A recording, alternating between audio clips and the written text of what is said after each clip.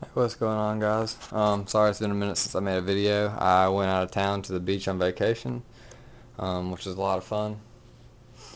So yeah, now I've had a few requests for videos. Like I said, if you have any kind of request, if I can do it, I'll make the video. I have a lot going on today. I had to feed all the animals. I'm cleaning. You can see right now I'm cleaning some of the cages. I got a bunch more to clean. So yeah, this is my second attempt at making this is an Amazon tree boa care video. I just made one a few minutes ago and it ended up being way too long. So I'm going to try to make this one pretty fast. If I leave anything out, if there's anything that, any kind of question I didn't answer that you have, just either send me a personal message or leave a comment on here and I'll try to get to it. Um, but yeah, here we go. We'll start with substrate. I use newspaper just because it's easier to clean. You can use paper towel. If you can't mist quite as often, you might want to use like cypress mulch or some kind of bedding like that that'll really hold humidity. Um, they need humidity around 60 to 80%, and then during at least some point in the day, spike the humidity up to 100% for a little bit. I will say, just because the cage is not wet does not mean there's not any humidity. Humidity is not how wet the cage is, it's the amount of moisture in the air.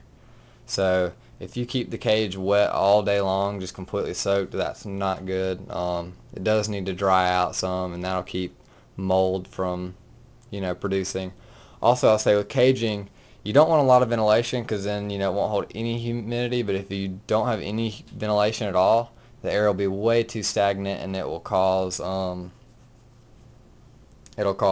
mold and other problems like that. Anyway, moving on, cage size.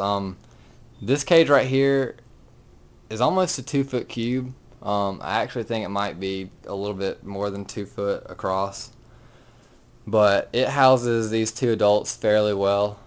They could probably use something a tiny bit bigger, but it's not a bad size. You could definitely house one adult in something this size.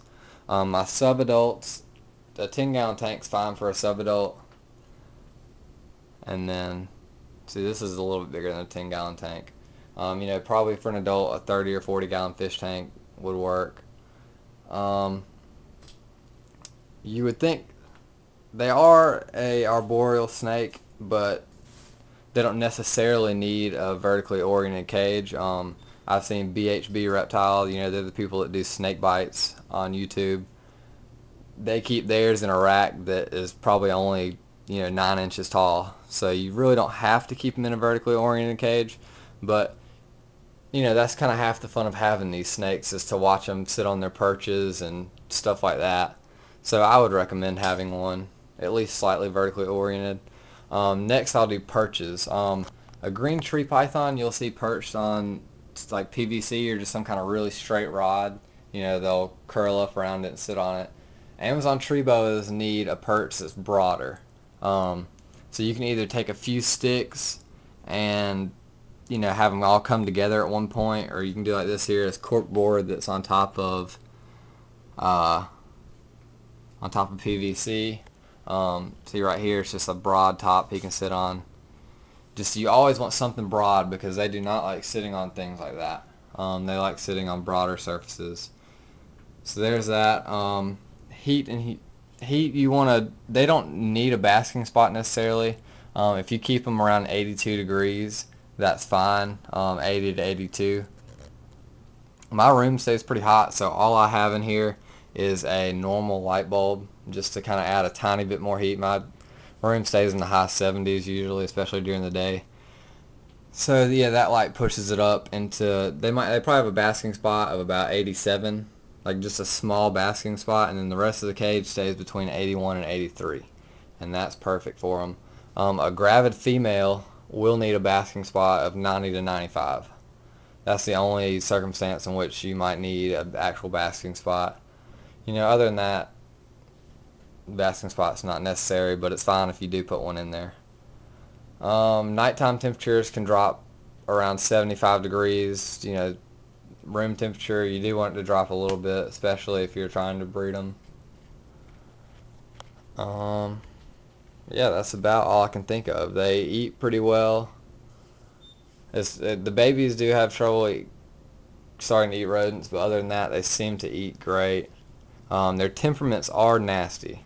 Do not get an Amazon tree boa. Yeah, every now and then, this one right here is the only one that I can even hold without striking. I still can't put my hand in the cage and grab it. It'll bite me, but if I get it out on a hook, I can handle it. All the other ones are really mean. So, you might get a nice one that you can hold, but don't get this snake expecting it to be some snake you can just sit on the couch and hold and have a good time with.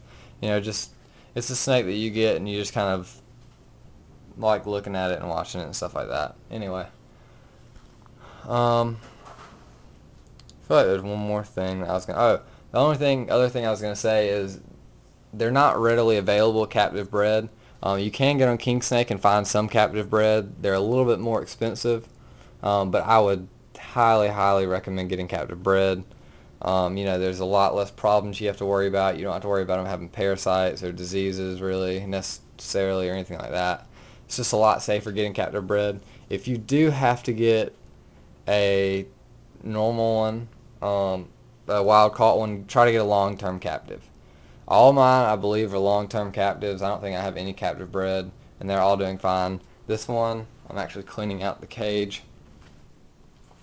This is the one that I got at the South Carolina Repticon. It was a fresh import. Only reason I got it is because of this amazing pattern it has. But when I got it, it had a tick on its forehead, and now it has some kind of little abscess on the side of its face that I'm having to treat. So, that's just kind of one of the reasons you don't get a fresh import is because you're going to have to deal with problems like that. Whereas all three of my other snakes, I have not had to deal with any kind of health problems or anything like that. Anyway, that's about all I have. If you have any other questions, like I said, just send me a message and I'll try to answer it. Thanks.